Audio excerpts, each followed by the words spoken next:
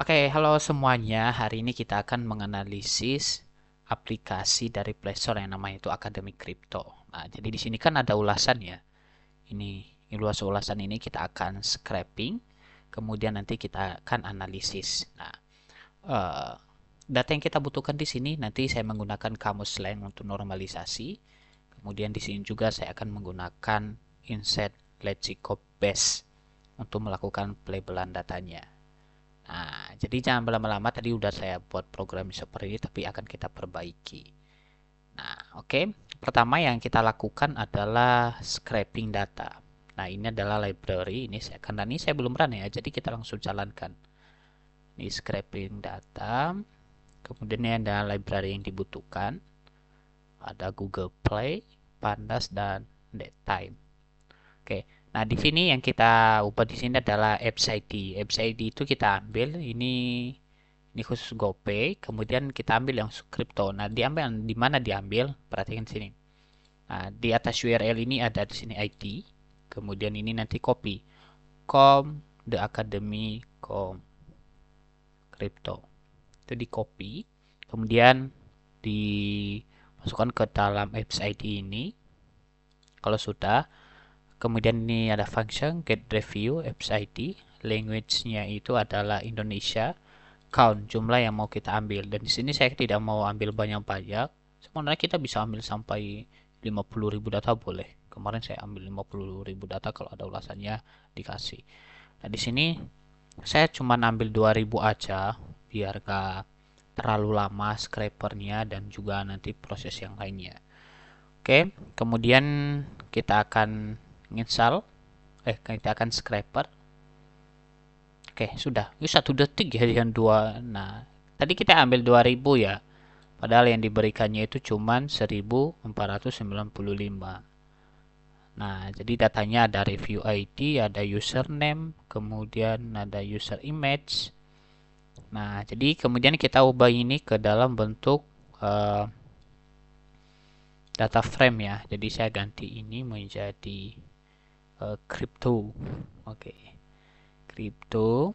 Nah, jadi nanti kita akan ambil kolomnya review ID, username, rating, review text, sama date. Oke, kita akan run. Oke, sudah. Nah, jadi data berhasil dihasil ke hasil scraper ulasan apps crypto. Kita lihat nanti akan berada di sebelah ini. Oke, di sini nanti ada hasil scraper ulasan crypto akan keluar dari sini. Oke, kita akan baca datanya. Oke, data info itu kita mau tahu berapa jumlah informasi yang ada di dalam dataset. Oke, ini adalah hasilnya ya. Jadi kolomnya tadi ada berapa kolom ini ya? 5 kolom ini, 5 kolom. Nah, kemudian di sini data headnya 5, saya menampilkan 5 saja. Oke, sekarang sudah selesai yang namanya itu scraping data. Nah, jadi teman-teman nanti akan muncul di sini, jadi silakan aja nanti di download. Nah, sebelum kita melakukan pre-processing, nah jadi teman-teman kalian input yang namanya itu kamus slang dan kamus lexicopes biar nanti nggak bolak-balik. Nah, di sini saya sudah punya, saya siapkan. Nah, jadi di sini saya tinggal ya, jadi saya nggak perlihatkan ya caranya untuk input, nanti tinggal klik di sini aja, upload penyimpanan sesi, atau bisa langsung drag. Nah, ini saya langsung drag ya ke sini. Oke, ini nanti lagi proses. Nah, perlu saya jelaskan di sini bahwa ini adalah namanya penyimpanan sesi.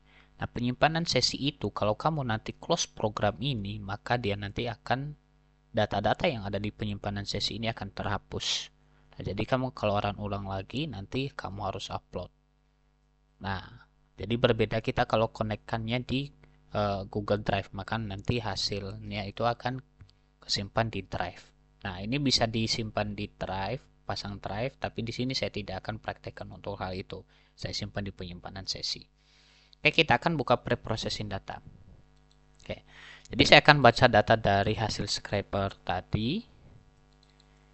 Oke, saya akan run. Oke, datanya masih 1495 ya.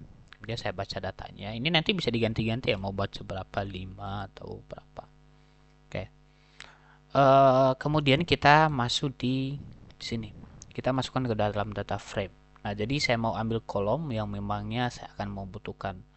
Jadi tidak semua kita akan butuhkan. Nah, jadi kayak di sini saya cuma ambil date, kemudian username, rating sama review textnya.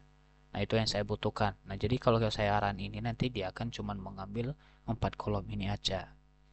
Nah, next kita proses selanjutnya yang pertama adalah menghapus data duplikat. Nah, ini saya cek datanya ada berapa, masih sama 1900 1495. Nah, di sini saya akan menghapus data duplikat. Saya baca lagi datanya, kemudian dot duplikat, kemudian review text. Nah, jadi saya ambil kolom yang ada teksnya. Nah, jadi nanti kalau ada teks yang sama persis, maka akan dihapus. Dia cuma mengambil yang pertama. Oke. Ini saya cek lagi datanya. Oke. Jadi dari data kita tadi 1495. Jadi setelah kita melakukan menghapus data duplikat, jadi data kita tinggal 1442. Oke, saya mau tampilkan lagi datanya, mau tampilkan 10 aja di sini. Oke. Ini adalah data yang kita punya sekarang. Oke. Sekarang saya akan membuat word cloud. Nah, word cloud ini sebelum kita melakukan pre-processing ya, biar nanti kita bisa melihat perubahannya. Begitu juga dengan frekuensi katanya. Oke, frekuensi katanya ini kata-kata yang sering muncul adalah dan yang di sangat kripto ini belajar. Nah, ini bisa diganti-ganti ya, mau nampilin berapa. Contoh mau nampilkan 10 atau 20 ini bisa. Oke, kita akan lanjut proses cleaning. Nah, perhatikan lagi datasetnya yang kamu miliki. Nah, di sini saya tidak ada URL, HTML atau apa. Jadi di sini cuma ada tanda baca, emoticon, kayak gitu. Nah, jadi di sini di preproses ini kan ada URL. Nah, di sini saya akan hapus saja di sini function ini. Kan URL tidak ada, kemudian HTML juga nggak ada. Nah, jadi saya hapus. Nah, jadi yang saya butuhkan di sini adalah emoji. Nah, nanti saya akan hapus emoji. Kemudian saya akan hapus simbol. Nah, di sini juga menghapus angka. Nah, jadi di sini karena kita fokus akan teks, jadi saya tidak akan menggunakan ini. Oke. Ininya, oke, saya copy dulu kolomnya di remove emoji. Ini saya hapus. Oke, yang kita lakukan di cleaning yang cuma 3 tadi ya, emoji, kemudian simbol dan number. Oke, ini saya akan run. Oke, sekarang sudah kelihatan ya review text ya. Nah, jadi ini adalah data kita tadi, kemudian ini adalah hasilnya. Jadi sekarang emoji itu sudah nggak ada lagi sama tanda baca. Oke, next kita ke case folding. Ini case folding untuk mengubah data kita ke bentuk huruf kecil ya. Ini text lower. Nah, jadi nanti kalau ada huruf besar seperti ini, maka dia akan ubah ke huruf kecil. Oke, selanjutnya nomor normalisasi ini adalah function. Nah, ini yang saya jelaskan tadi. Ini adalah fungsi normalisasi kata ini. Ada ketika kita ketemu sebuah kata tidak baku, maka dengan menggunakan kamus kata baku nanti dia akan mengubah kata yang tidak baku menjadi baku. Nah, jadi perlu diingat bahwa kamus kata tidak baku itu bisa kita buat sendiri. Nanti di sini saya baca lagi data dari atas ya. Oke. Nah, di sini ini adalah kamus kata tidak baku. Nah, kolomnya itu sudah ada 2, tidak baku dan baku. Nah, jadi ketika ketemu kata tidak baku di dalam dataset kita, maka dia jadikan menjadi kata baku. Nah, dipastikan bahwa di dalam kamus kata baku ini ada data yang itu. Ini saya baca. Oke. Ini adalah fungsi penerapan normalisasi kata. Oke, kita lihat ya, ada nggak perbedaannya. Oke, ini kurang kelihatan ya, tapi kalau kita, ini giwi jadi gue. Nah, jadi itu udah menjadi perubahan ya. Sebenarnya ini adalah gue, ini giwi, ini gue. Ini bisa berubah lagi sesuai dengan kamus yang kita miliki gitu. Nah, contoh ini kan APK contoh bisa kita ubah dalam kamus ini menjadi aplikasi. Nah, seperti itu. Oke, kita akan lanjut. Nah, ada lagi di sini bank. Nah, menjadi abang gitu. Nah, kemudian kita lanjut tokenisasi. Tokenisasi ini fungsinya untuk mengubah data kita ke dalam token. Nanti ini masuk ke array ya. Nanti kata akan dipisahkan dengan koma. Oke, kita masuk proses word removal. Nah, fungsi ini untuk menghapus kata-kata yang tidak penting dalam suatu kalimat. Nah, contoh seperti ini ya, dari tokenization tadi setelah kita melakukan store removal, aplikasi sangat berguna. Nah, jadi ada kata-kata memangnya akan dihapus. Contoh yang di sini dan dia menghapus yang namanya itu sangat gitu. Oke. Proses yang terakhir itu adalah proses steaming data. Nah, proses steaming data itu berfungsi untuk uh, membuat data kita itu ke bentuk standar. Nah, jadi semua kata yang dibuat nanti menjadi bentuk kata dasar. Nah, perlu diingat bahwa proses ini adalah proses yang sangat lama. Nah, jadi perhatikan teman-teman nanti kalau kamu ngeran, jadi jangan sampai kamu buka tab-tab yang lain. Nah, jadi kamu tetap aja di uh, collab-nya nanti biar tidak mengganggu kecepatan untuk dia melakukan streaming. Nah, ini kita akan tunggu. Jadi tidak saya akan pause. Nah, jadi biar teman-teman bisa lihat berapa menit gitu loh. Dengan data yang 1000 lebih. Oke, kita akan tunggu.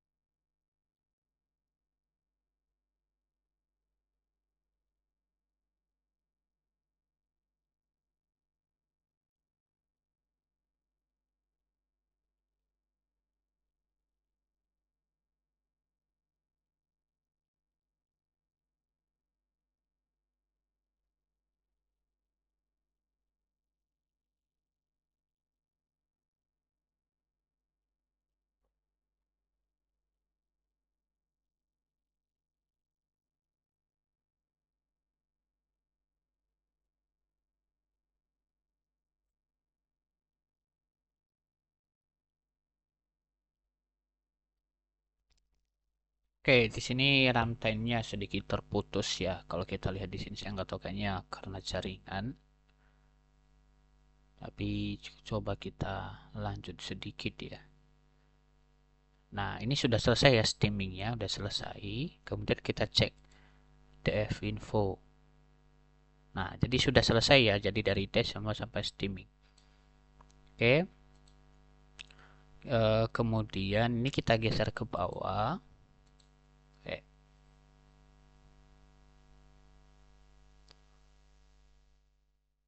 Kita perhatikan di sini. Nah, jadi kita akan munculkan workload ya.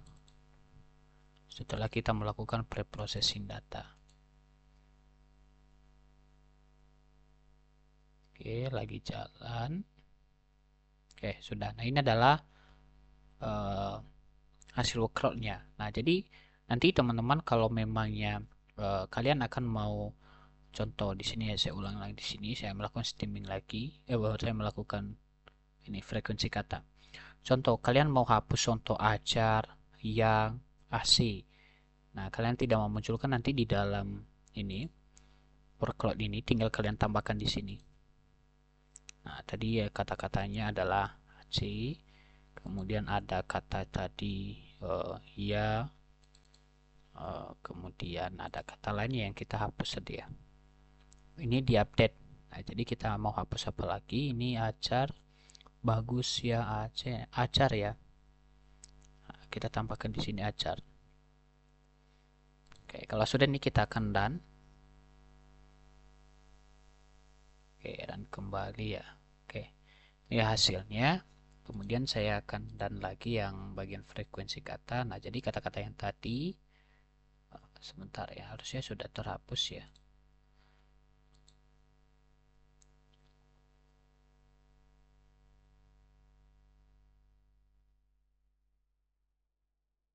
Oke, di workload-nya sudah terhapus, tapi di sini masih belum terhapus ya.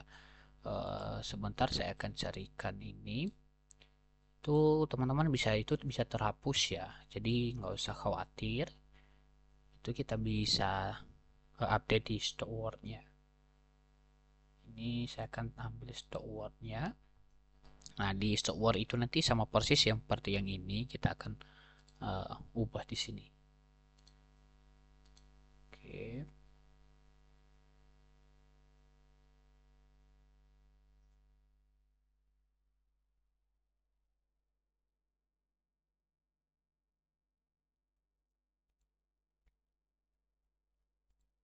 Ini tadi ya. Oke, di sini.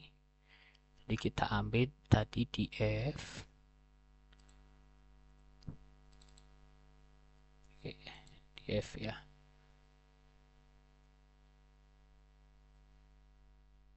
Nah, jadi kita akan ambil yang ini, kita samakan dengan yang bawah. Nih. Oke. Kalau sudah, ini kita akan run lagi. Oke. Nah, ini adalah hasilnya. Nah, jadi kata-kata yang tadi yang kita sudah hapus, nanti akan terhapus sini. Oke. Baru kita akan ekspor data hasil ini. Hasil preprocessing data ini. Oke, kalau kita muat ulang, nanti akan di sini ada preprocessing data. Ini kita bisa klik, kemudian download. Oke. Sekarang kita akan masuk di bagian pelabelan data. Nah, pelabelan data ini metodenya menggunakan Lexico ya. Ini kita baca data hasil preprocessing. Ini datanya ada sedikit perbedaan ya. Ini 1129 karena tadi ada data kosong. Nah, ini kita akan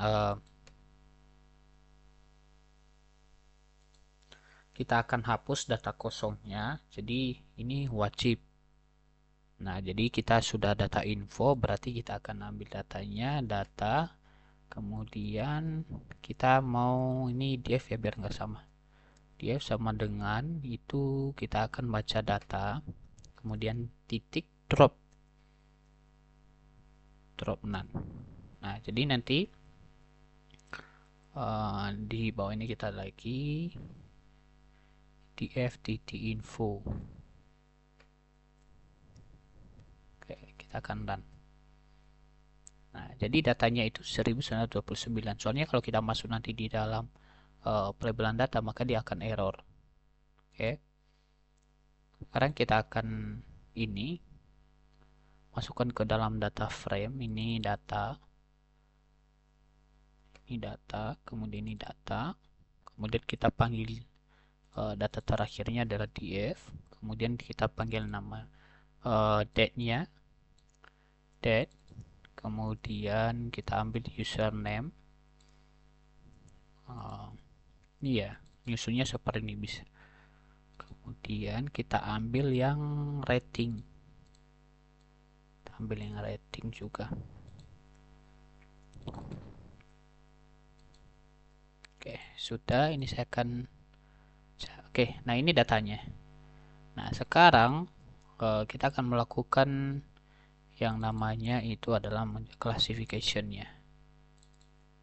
Oke. Nah, di sini nanti kalau lebih besar sama dengan 0 positif, kalau lebih kecil sama dengan negatif. Kalau 0 nanti netral. Nah, jadi ini ya cara membaca kamusnya tadi. Kau perhatikan di sini sama persis dengan yang ini ya. Jadi saya akan done. Oke, sudah. Nah, ini adalah hasilnya ya. Ini skornya. Ini positif, positif, negatif. Nah, ini rating. Oke. Sekarang saya akan masukkan ke dalam kita membuat diagram. Oke.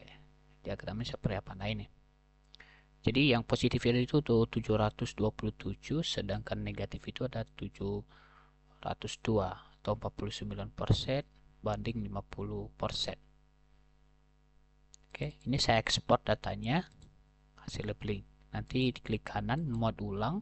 Di sini ada labeling data. Oke, di sini word cloud. Nah, kita akan buat word cloud itu masing-masing daripada sentimennya. Misalkan dan ini saya pakai ya sentimennya itu negatif dan positif. Nah, ini adalah untuk membuat atau menampilkan word cloud. Nah, jadi kita tinggal klik aja ini nanti. Ini dia akan membuatkan word cloud sentimen negatifnya. Kemudian juga dia nanti akan juga bisa membuatkan frekuensi kata. Oke, ini adalah frekuensi katanya. Jadi nanti bisa diupdate di sini kalau kalian mau menghapus. Contoh tadi adalah ajar. Kita masukkan ke sini. Ajar. Kemudian kita hapus yang namanya itu AC. ACC atau AC aja AC. Oke. Oke, sudah ya. Ini sudah terhapus tadi itu. Oke. Kita yang positif. Cloud yang kelas sentimen positif seperti ini. Nah, kemudian kita juga bisa nanti di sini kita lihat dulu ya hasilnya kayak gimana baru kita hapus. Oke, nanti APK berarti AC-nya juga masih ada. Jadi kita bisa update di sini. Oke, selanjutnya ini udah rapi ya, udah bagus ini crypto application. Kemudian sekarang kita akan split data set untuk membagi ke dalam data training, data testing. Jadi kita baca yang nama itu data hasil labeling data. Nah, datanya ini, kemudian saya akan hapus ketika ada ini. Jaga-jaga aja kalau ada, memangnya kalau di sini sih, kalau di sini sudah pas semua jumlahnya, jadi nanti nggak usah pakai drop none. Tapi kalau ada perbedaan, jadi lakukan drop none. Oke, di sini kita akan menggunakan import train test split. Jadi nanti kita akan kita akan membagi data kita data training dan data testing. Nah, data testingnya di sini 20% daripada keseluruhan data atau 20% ya. 0,2 itu ada 20% dari total data kita.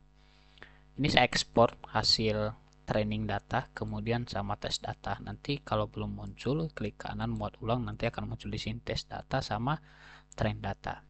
Oke, saya mau menampilkan berapa data. Ini data latih itu adalah training ya, uji itu adalah testing. Oke, ini saya mau buat diagramnya. Oke, ini ada diagramnya.